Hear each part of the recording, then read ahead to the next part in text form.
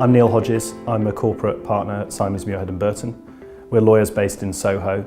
I specialise in media and technology deals, acting for both buyers and sellers throughout the sale process and afterwards. I think the three would be early preparation for sale, run the business as if you're going to sell it, be ready in terms of due diligence as there is a detailed process, and get the heads of terms right at the start so that the deal runs smoothly.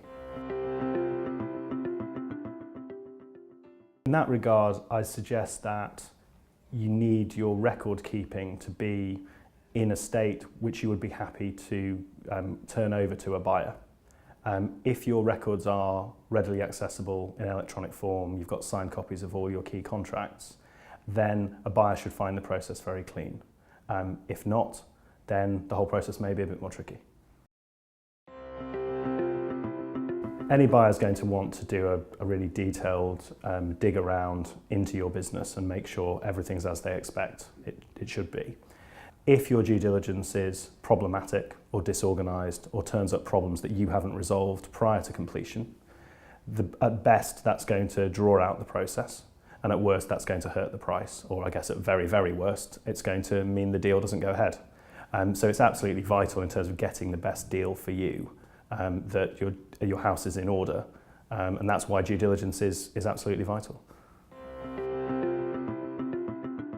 It is the opening document as you start to refine your negotiations with a buyer. The reason they're so important is that good heads of terms will set out exactly what the deal is, what everyone can expect, and almost like a roadmap to closing that deal.